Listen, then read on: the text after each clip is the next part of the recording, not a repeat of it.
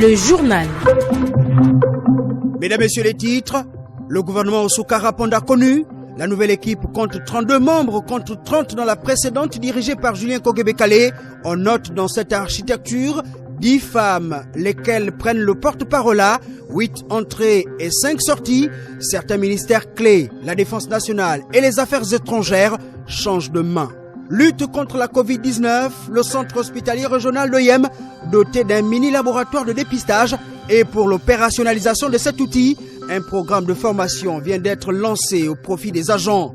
Lutte contre la dépendance alimentaire au Gabon, de nombreux compatriotes s'investissent actuellement dans l'agriculture. Edgar Kabar nous dressera le portrait d'une femme qui a lancé des travaux champêtres. Enfin, 13 hauts fonctionnaires équato-guinéens placés en détention préventive pour trafic de timbres fiscaux évalués à plus de 300 millions de nos francs.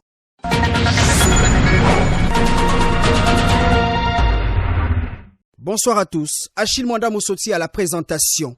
La première ministre Rose Christiane Osuka-Raponda a dévoilé aujourd'hui, au lendemain de sa nomination, son gouvernement sans grand changement. 32 ministres contre 30 dans le précédent et plusieurs jeux de chaises musicales. Ahmed Ryan Ziengi. 32 plus 1, c'est le nombre des membres du nouveau gouvernement Osuka-Raponda, comparativement au précédent qui ne comptait que 30 membres. Il s'agit concrètement de 32 membres, dont 4 ministres d'État, 20 ministres et 8 ministres délégués.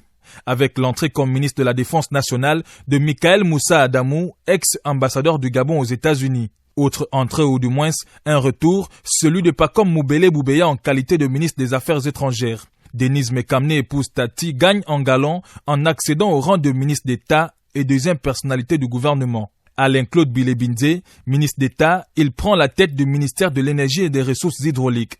Le ministère du Tourisme est désormais dirigé par Pascal Ouagnan-Bourrouet, perd le volet commerce, PME et industrie, conservé par Hugues Badinga Madia. Le professeur Patrick Mugama Daouda conserve, lui, le département éducation nationale, renforcé par le volet enseignement supérieur. La communication et l'économie numérique comptent désormais un ministre délégué contrairement à l'ancienne équipe. Monsieur Kopil, Guy Patrick Obiandon, prend officiellement la tête du ministère de la Santé, certainement pour poursuivre l'œuvre entamée dans le cadre de la riposte contre la Covid-19.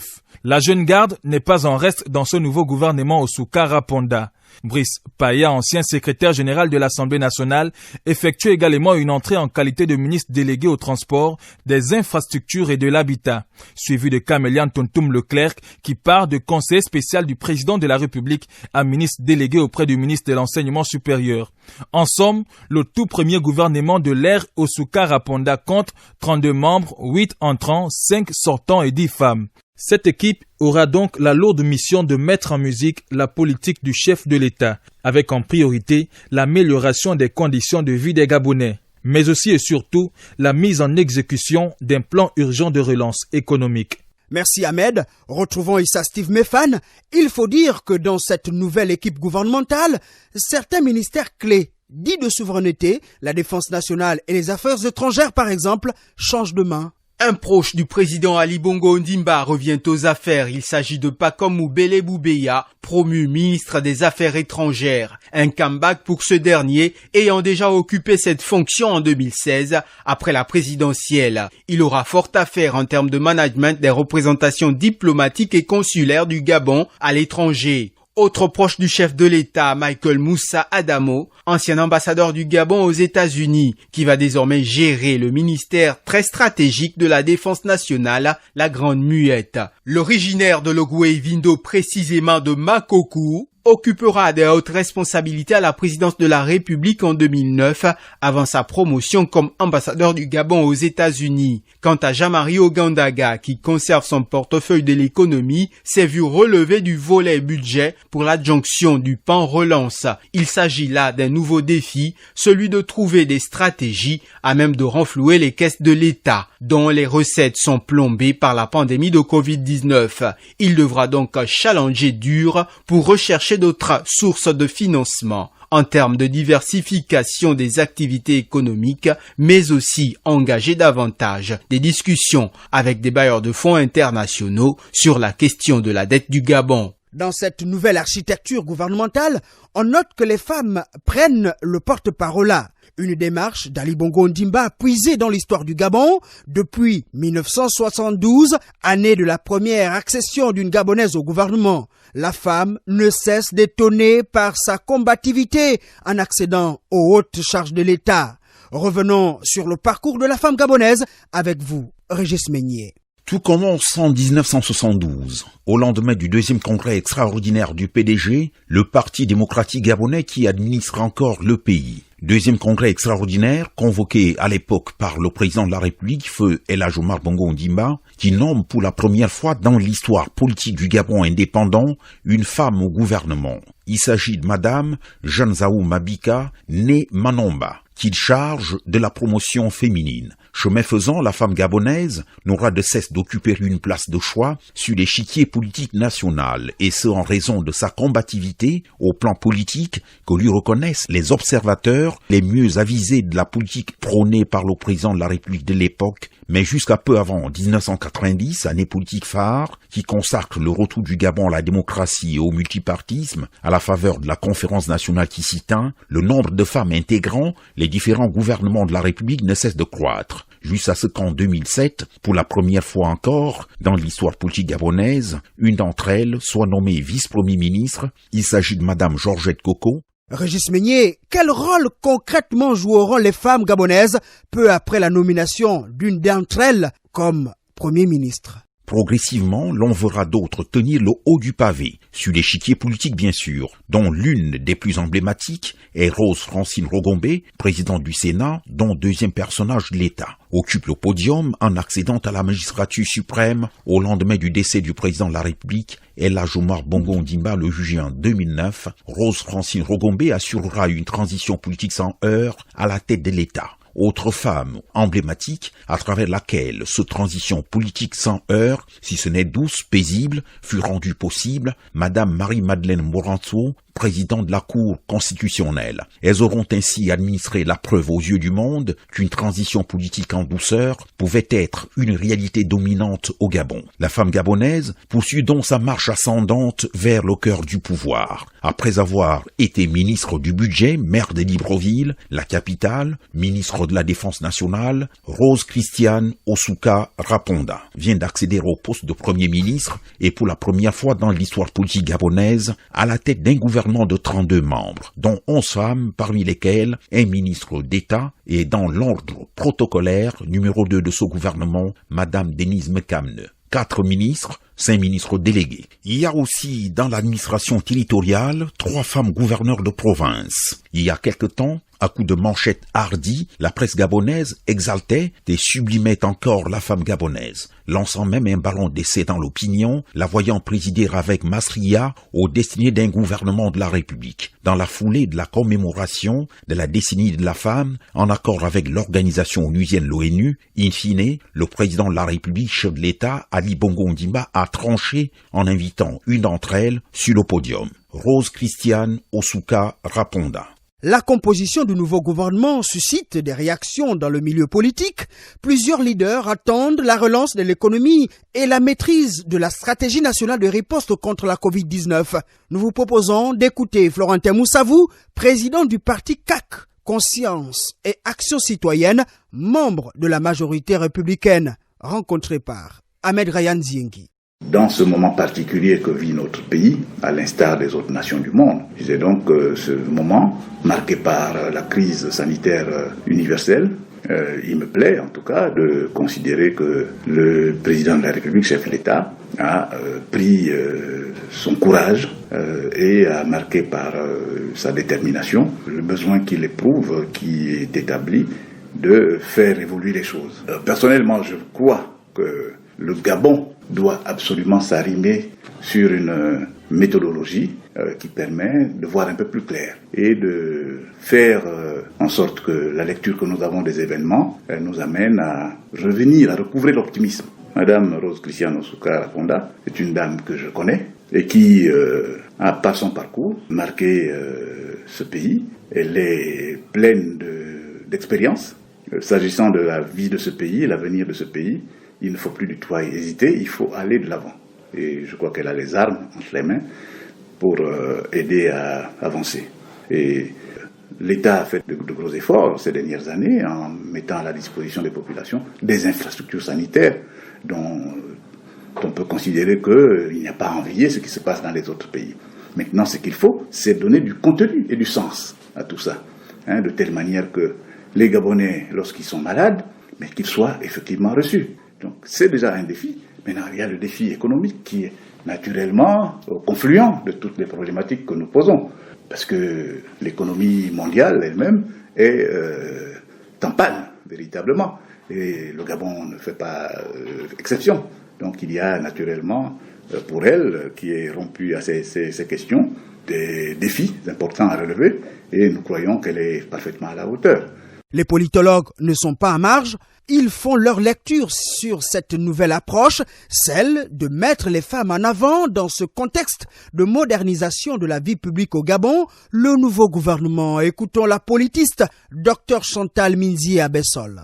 L'arrivée d'un nouveau visage à la primature au Gabon conforte, si besoin est, la stature que les plus hautes instances du pays se sont attelés à donner au pays depuis, on va dire, 2009. En effet, le Gabon se pose en chantre de démocratie, faite d'ouverture, faite d'égalité, faite de diversité, qui fait que, effectivement, les femmes aujourd'hui, comme les hommes, sont soumis à un principe d'égalité des chances d'accéder aux plus hautes responsabilités. Effectivement, aujourd'hui, la forteresse de la primature vient de tomber, mais il y a déjà quelques années, effectivement, le plafond de verre, qui est celui de la tête de l'exécutif, avait déjà été franchi avec l'arrivée d'une femme, ce qui fait de nous, dans la sous-région, sans mépriser l'expérience centrafricaine et toutes les autres,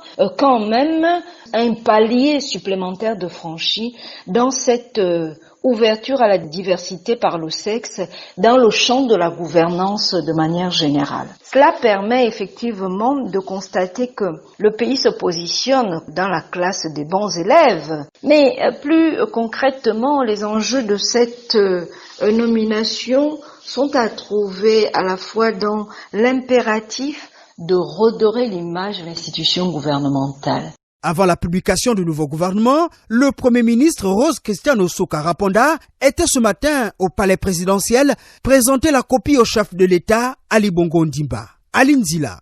Un nouveau gouvernement vient d'être mis en place, conduit par Rose Christian Osuka-Raponda.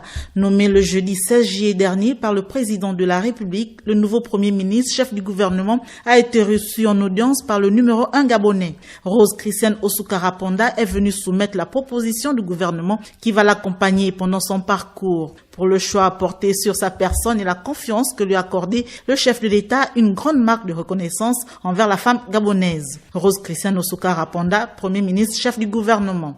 De prime abord, je dirais que c'est la destinée de la femme d'abord qui gagne.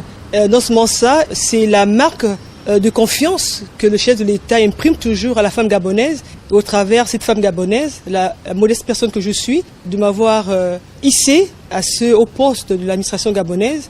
Et je crois qu'on ne peut qu'en être fier de cette marque de confiance-là et de pouvoir justement relever les défis qui nous attendent dorénavant. Les priorités de cette équipe gouvernementale, pilotée par la première femme chef du gouvernement, sont de divers ordres social et économiques. C'était pour moi l'occasion de présenter au président de la République la proposition de l'équipe gouvernementale, les instructions irrelatives. Nous sommes convaincus, et même très convaincus, que les Gabonais ne nous accorderont pas de trêve. C'est pour laquelle l'équipe gouvernementale va s'atteler à travailler ensemble en cohésion pour que justement les besoins des populations soient améliorés et conformément aux très hautes orientations du chef de l'État. Composé de 32 membres, dont 11 femmes, l'une d'elles occupant le portefeuille de ministre d'État, traduit la politique du chef de l'État en matière de promotion de la femme. Le président de la République, Ali Bongo Ondimba, avait décrété 2015-2025 comme la décennie de la femme gabonaise. Le saviez-vous ? Il existe des gestes simples à connaître pour empêcher la propagation du coronavirus. On les appelle les gestes barrières. Quels sont-ils ? Se laver fréquemment les mains avec un désinfectant à base d'alcool ou de l'eau et du savon. En cas de toux et d'éternuement, couvrez la bouche et le nez avec le coude fléchi ou un mouchoir. Jetez immédiatement le mouchoir et lavez-vous les mains. Évitez tout contact étroit avec une personne ayant de la fièvre et de la toux. Saluez sans se serrer la main. Évitez les embrassades. Nettoyez les objets et les surfaces souillées. Si vous présentez des symptômes de la grippe, fièvre, toux, éternuement, difficulté à respirer, ne vous rendez pas dans une structure sanitaire ou chez votre médecin traitant. Appelez le 1410. Radio Gabon 103.2, 98.3, 89.2 FM à Oyem où le centre hospitalier régional vient de se doter d'un mini-laboratoire de dépistage contre la Covid-19. Pour l'opérationnalisation de cet outil, les responsables de cette structure sanitaire lancent un programme de formation des agents. Revenons à Libreville, où de nombreux observateurs s'interrogent sur l'usage exact du masque. À ce qui semble, il devient un vêtement, sinon un accessoire de mode. Plusieurs personnes s'accordent à associer leur masque aux couleurs de leur tenue et même à la coloration capillaire. Pakita Love Dilebou Mabika nous fait le constat. Carreaux, couleur unie, motif à fleurs ou en pagne, depuis que le monde entier est confronté au port du masque, cet accessoire a pris ses lettres de noblesse et vient peu à peu habiller de vrais looks. Se portant comme on le ferait avec un sac à main ou un foulard, beaucoup souhaitent désormais assortir leur masque à une tenue, à une marque, voire à un aspect de sa personnalité. C'est vrai que c'est devenu un accessoire de mode, mais moi je vois que c'est beaucoup plus avec les femmes. Les hommes ne sont pas trop regardants là-dessus. Le masque, maintenant, c'est devenu comme un habit. Il faut forcément marier la couleur du masque avec ce que l'on porte, au risque de faire un trop plein de couleurs. Parce que aussi, dans l'habillement, on pense qu'au maximum, c'est 3 couleurs sur le corps, il ne faut pas exagérer. Je le marie avec mes vêtements parce que sans masque même d'ailleurs, je marie sur mes vêtements. Donc avec le masque, je trouve que c'est élégant, simplement. Les sapots rouges, les pantalons rouges, qui prend une bavette rouge, vraiment ça prend bien quoi. Ça sera bien joli, ça va bien sortir, ça prend une bonne couleur quoi, ça sort bien.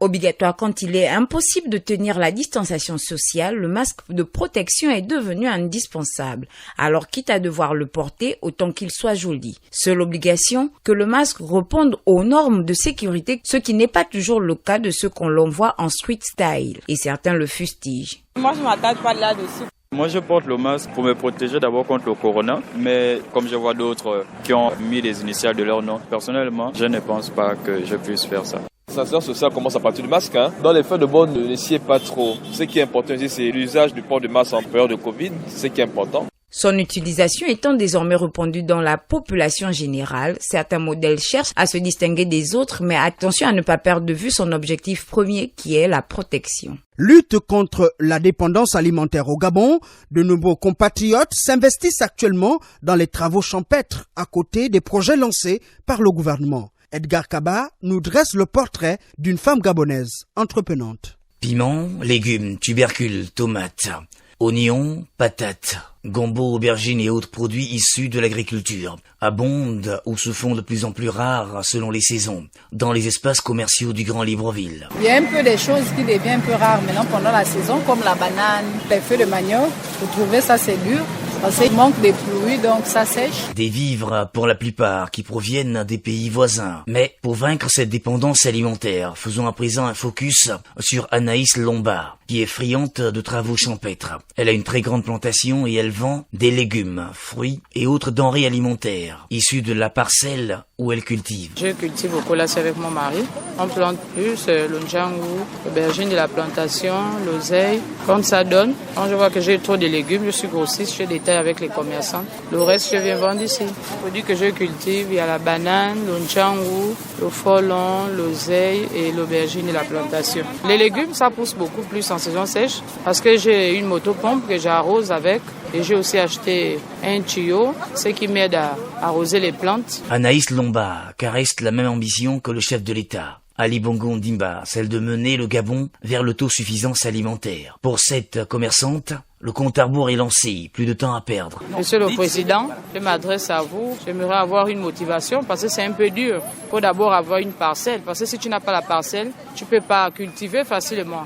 Les propriétaires des terrains nous font louer 100 000, 200 000. Avant, c'était 50 000. Maintenant, là, ils ont augmenté. On demande une motivation. Si on peut avoir quelque chose comme la motopompe, les brouettes, les pelles, les râteaux. D'autres commerçantes ont affirmé qu'il n'y a pas de pays sans paysans et que la terre ne ment pas. D'où la nécessité du retour à la terre pour des lendemains meilleurs.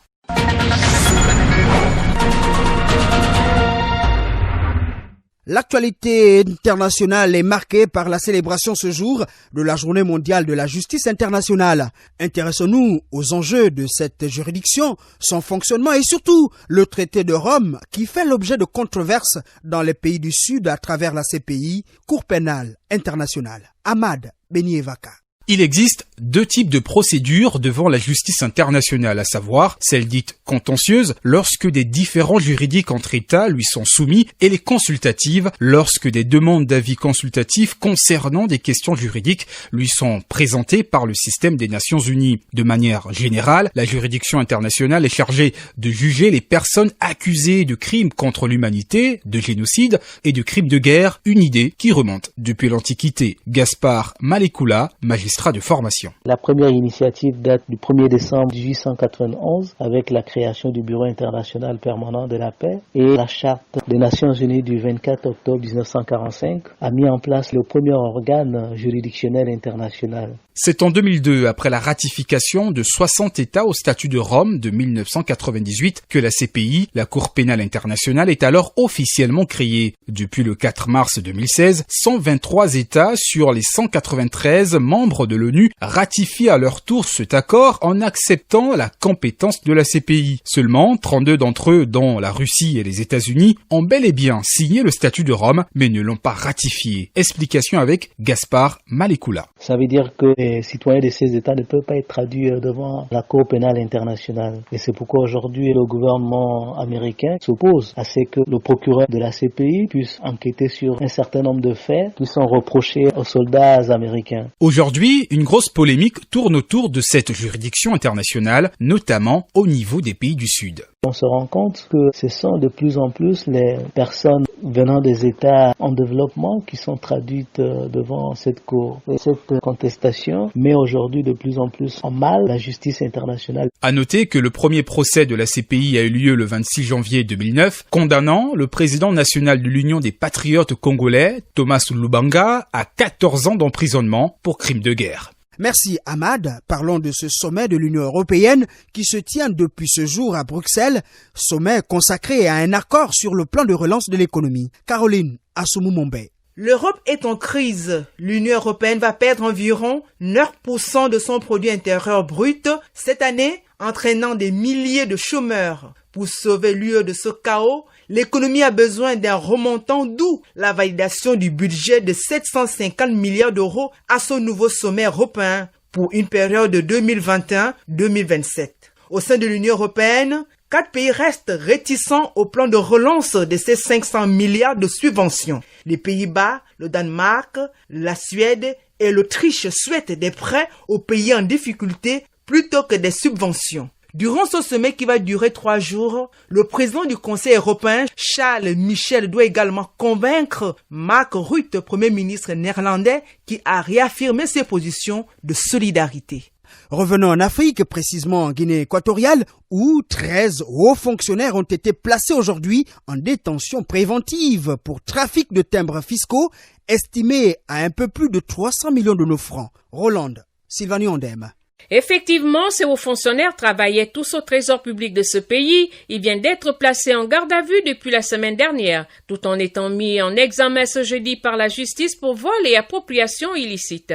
Ce délit est passible de 6 à 10 ans d'emprisonnement. Dans la foulée, les 13 fonctionnaires du trésor ont été placés en détention préventive et transférés à la prison centrale de Malabo. Signalons que cette semaine, plusieurs perquisitions au domicile de ces derniers ont permis de mettre la main sur des timbres fiscaux pour un montant de plus de 300 millions de francs CFA. Les timbres volés par les fonctionnaires étaient ensuite revendus à un réseau clandestin. La vente des dits documents a permis aux accusés de construire des résidences ou encore des écoles privées, a précisé l'enquêteur.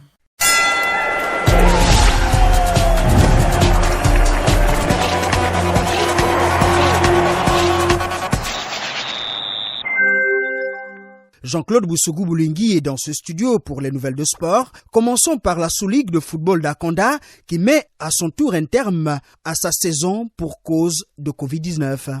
Et oui, il fallait s'y attendre. Toutes les compétitions sont définitivement arrêtées. Juste parfait au combat. Le président de la sous-ligue d'Akonda revient sur les raisons de l'arrêt de ce championnat. On l'écoute au micro d'Hervé David Maguen. Nous avons eu organisé la Super Coupe au niveau des U16. Le champion, c'est Assel.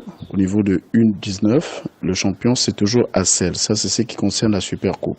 Et maintenant, au niveau du championnat communal, nous avons en catégorie U15, le premier de cette catégorie, c'est Académie Mavenour. Le deuxième, c'est Ballon d'Or. En catégorie U17, le premier, c'est Ballon d'Or. Le deuxième, c'est FAL. Et en catégorie U20, le premier, Irumba FC. Le deuxième, AOCMS. Nous avons organisé au complexe Ballon d'Or le football de base, c'est dommage que avec cette crise sanitaire, les choses se sont arrêtées. Nous avons en catégorie U9, 9 équipes finalement qui ont participé, d'un total de 12 matchs, et en U11, 11 équipes pour un total de 15 matchs.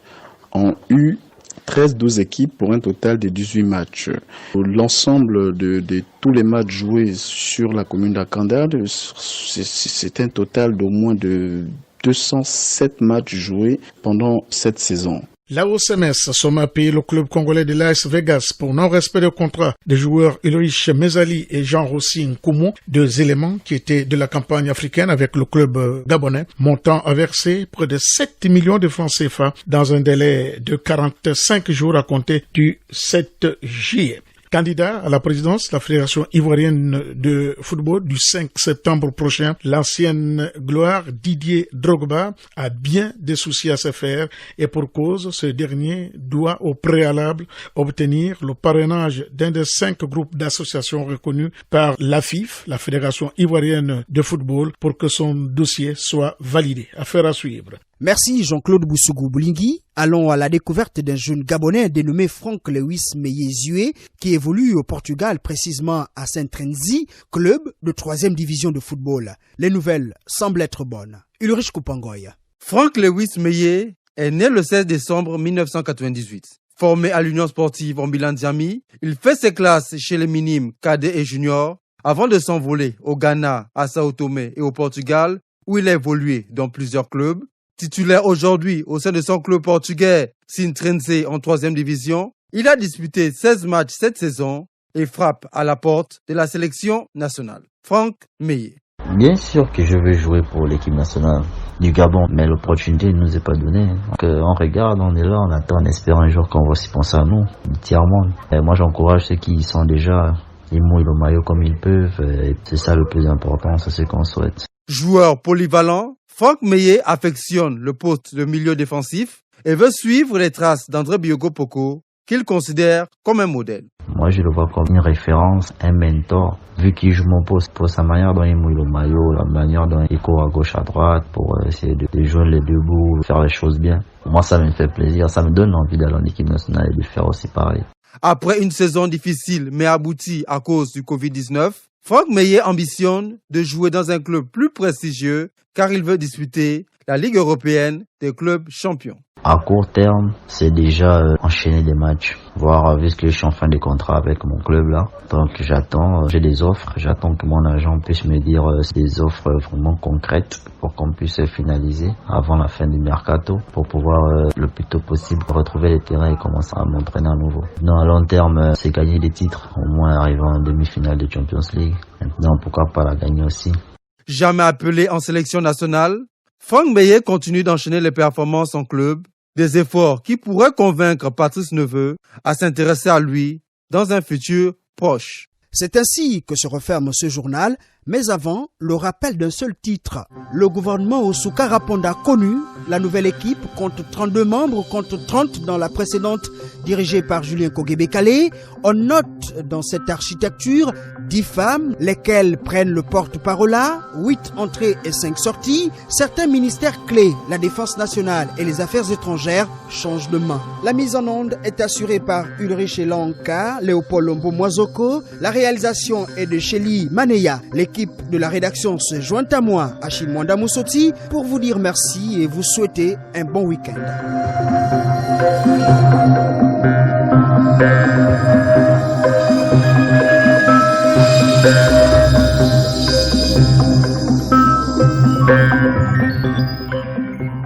Vous êtes câblé sur Radio Gabon émettant de Libreville, 88.7, 96.5 FM. Où que vous soyez, nous sommes avec vous.